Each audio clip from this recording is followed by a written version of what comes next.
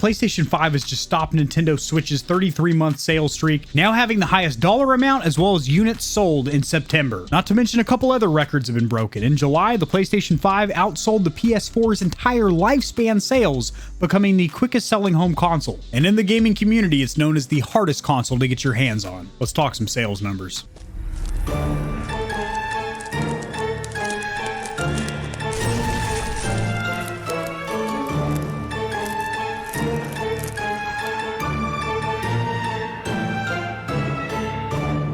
Party Stallions and Stallionettes, welcome to the Gamer Heaven. I'm your host, AK40 Kevin, sharing my screen over here. This article will be cited as sourced in the description below, as I do anytime I cover any news in the gaming community and industry, as will this one here, and more or less they are covering the same information. However, it's worded slightly differently, and there is a little bit more information in this article here. Starting right here, right now, yesterday, CNET proclaimed that the PS5 dethrones the Nintendo Switch, ending a nearly 3-year selling streak. The PlayStation 5 surpassed the Nintendo Switch in September US sales, stopping a 33-month streak from the Nintendo Switch, according to Matt Piscatella. I'm just going to call him Matt P because every time I say Piscatella, I immediately think of the dude from Orange is the New Black. It's going to throw me for a loop when I'm trying to read the gaming news. Now, Matt P is the executive director of the NPD, not new police department, but nincompoops, pepperonis, and dicks. Sony's PS5 console, which is still notoriously difficult to find due to a global chip shortage, becomes the first console to top the Switch in monthly sales since November of 2018. Let's just take a moment here to step back and applaud or praise the Nintendo Switch for selling absolutely phenomenally, considering since its drop in March of 2017, it was underpowered then. If we're talking just strictly from a processing and graphical standpoint, she runs on a Tegra CPU out of an old baked potato, but that's not what that console's about. It's versatile. You can take it on the go because it's portable. I use air quotes because, well, it's huge. It's not like a Nintendo DS or a Game Boy or a PSP or your cell phone that's truly a mobile gaming experience. This thing is big. You're gonna have to shove it up the old prison purse, or you're gonna have to put it in a legitimate purse. You can take it on the go. Just shove it in a laptop bag or a day bag and you're good to go. And you can dock the sucker and project it onto your TV. Granted, it's in an extremely pixelated 1080p, but you can dock the sucker. So it's, in essence, a home console and a portable device. And that little fact right there, that the Switch is unique in its design, just like the Wii.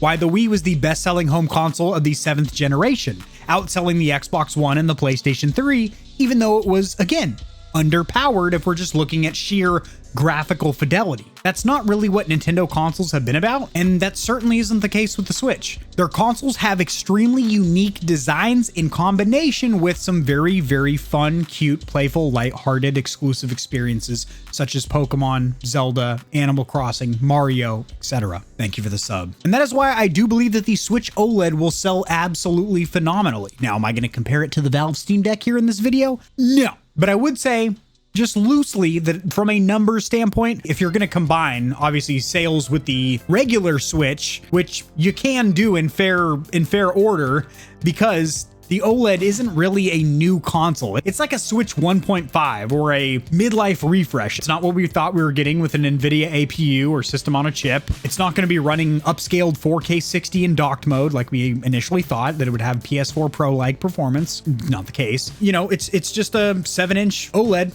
or organic light emitting diode screen with a couple of other enhancements such as slightly better speakers. If you guys want the full rundown of the differences between the Switch and Switch OLED, I will have a video linked in the description below where I break that down brick by brick. I just wanted to veer off the PlayStation Celebration road and take a trip down Nintendo Lane to celebrate on that boulevard. Weird references right now. Anyway, to celebrate the Nintendo Switch and how impressive that console is. So these articles can be a little bit confusing, so I don't want anybody to pop off at their friends or anything and say the wrong thing, or, you know, God forbid, come down there in my comment section popping off with some incorrect information or something. Just kidding. Have at it. You got to really look at the time frames here with these breakdowns. Sony PlayStation 5 outsold the Nintendo Switch in both units, so how many actual devices were sold, and how much money they brought in, only in September. Only in September. Now, if we're looking at the entire year sales, so 2021, the entire year, the Switch has still sold more units, but the PlayStation 5 has made more monetary gain or more dollar value from selling their console, which does make sense considering the PlayStation 5 retails for $500, $400 for the digital only, as where the old Switcheroony is $300. Now they're pretty plentiful, in the used market on something like Craigslist or Facebook Marketplace. Does anybody still use Craigslist, or is that just for like ladies of the night? So bravo to Sony for breaking some records and kicking the ever-living shit out of Nintendo, I guess. Honestly, in my opinion, Stallion and Stallionettes, I do not see the value as the average gamer or consumer, electronics consumer, really getting up in arms too much over sales numbers. If you enjoy a product, don't worry about how many other people have bought the exact same unit that you have. We didn't talk about Microsoft at all,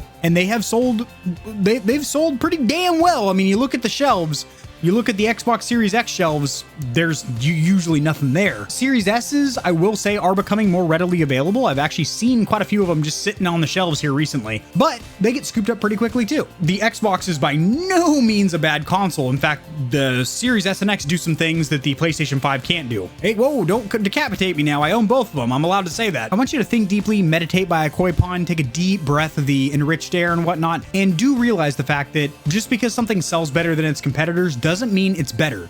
What makes it better is the enjoyment that you will get on a day-to-day basis. I know I'm talking crazy here, Stallions. I'm just popping off at the mouth here with some wildness, but doesn't that make sense? An item's value, whether it's an electronic gadget or a car or a house, a material item's value should be associated with how much enjoyment you get from it, not how well it sells. But you know what does sell pretty damn well? PlayStation 5s. So if you're a Sony fanboy, you can go ahead and load that up in your potato gun and shoot it at your green friends out there. Because not only are they green because they're wearing an Xbox shirt, but they're also green with envy because of our sales numbers with the PlayStation.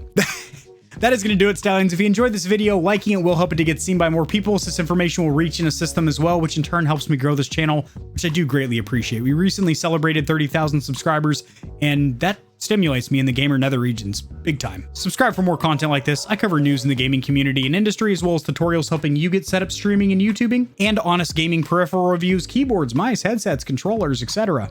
I'll see you tomorrow, as I upload daily. Peace.